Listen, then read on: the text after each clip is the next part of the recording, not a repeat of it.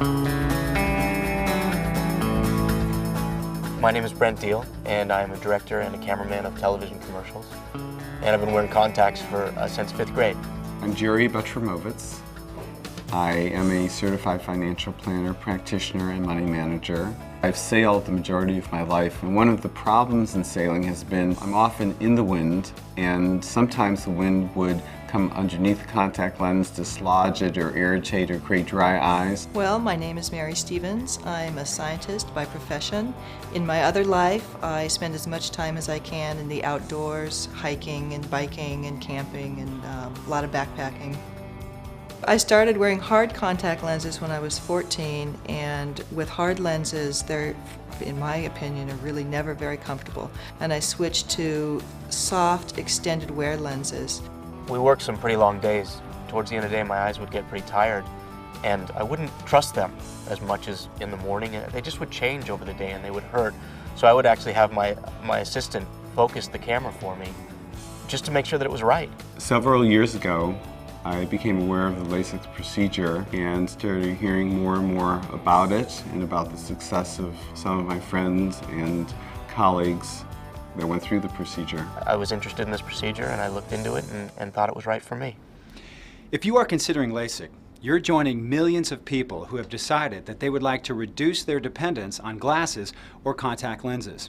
You and your ophthalmologist will work together as a team so that you clearly understand how LASIK works and what you should expect from your surgery. In this video, we will see how LASIK has made a difference to so many people. But first, let's take a look at how the eye works. Light rays enter the eye through the clear cornea, then through the pupil and the lens.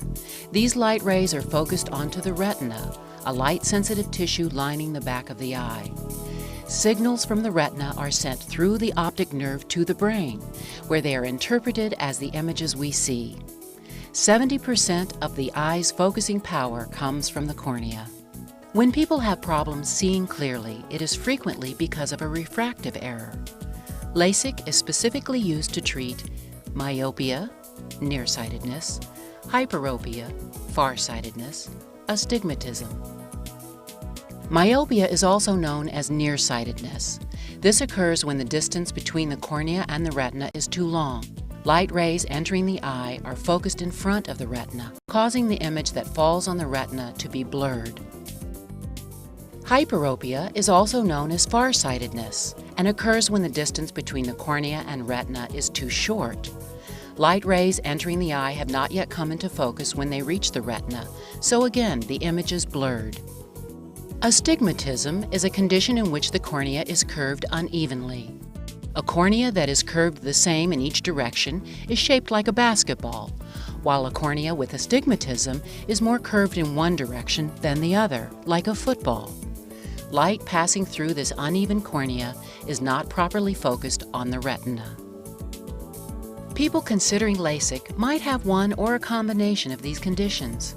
For many years, glasses and contact lenses were the only way to correct these refractive errors. But today, LASIK is offering people an alternative that can reduce or eliminate their dependence on corrective lenses. LASIK, or laser-assisted in situ keratomileusis, is an outpatient refractive procedure. It combines surgical and laser treatment to reshape your cornea. LASIK is used to treat certain types of nearsightedness, farsightedness, and astigmatism.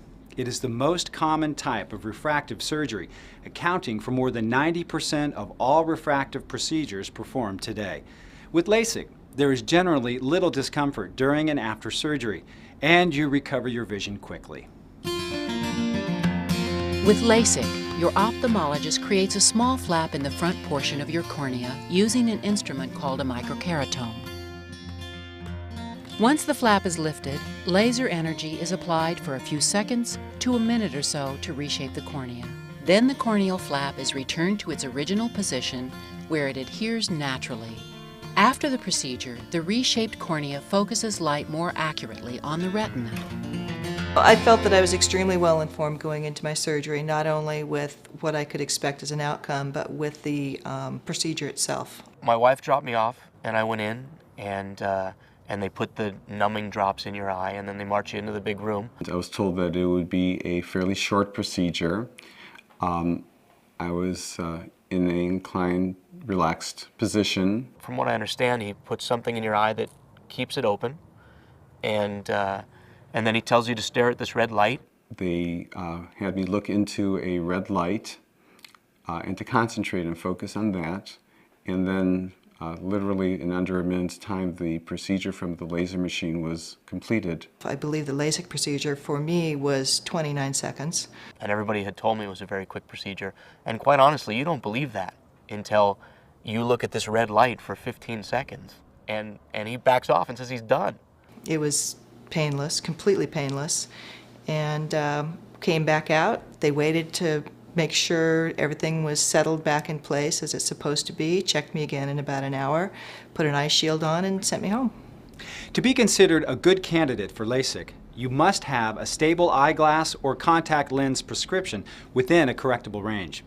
You must be free of significant eye disease, and you should also understand the potential risks and side effects of LASIK. Side effects of LASIK can include dry eye, undercorrection or overcorrection, which may require retreatment, or poor night vision.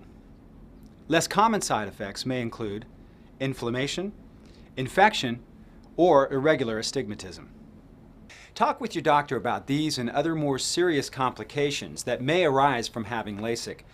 While complications generally are rare, it's important to discuss them fully with your ophthalmologist. It's also important to discuss your expectations for vision after surgery. I did not have any problems with side effects such as dryness. So I will say I was told to use some eye drop, fairly frequently. It was part of my post-op instructions, and perhaps that prevented any dryness. I didn't have any glare or hazing at night while driving. I didn't experience dry eyes. The only side effect I can see there are halos at night when I drive. If it's a dark environment and there are quite a few cars on the road, I see quite a bit of haloing. They got a little bit better and have now seemed to have leveled off, but I'm still 2 months into this. But if this is the biggest minus I have to deal with all of the pluses I get from this procedure, then that doesn't bother me. Back to one. Laser vision correction may greatly reduce your dependence on glasses or contact lenses, but you may not be able to discard your corrective lenses completely, particularly as you get older.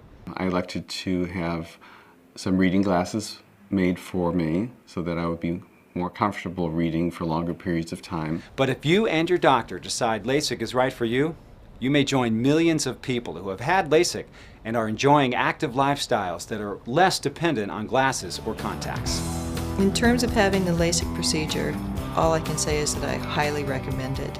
Everyone, in fact, I know that has had it done has raved about the procedure. A couple of things I noticed right away were that colors were more vivid. I was almost overwhelmed by peripheral vision, noticing things out of the corner of my eye which I couldn't have seen out of my glasses or contact lenses. And so I had so much more information to deal with, which was very exciting. The majority of people get to take seeing for granted. The majority of us don't have bad eyes. I did have bad eyes, and I don't take seeing for granted. All my life I'd wanted good sight, and I didn't have it, and I do now. And it changes you on so many levels.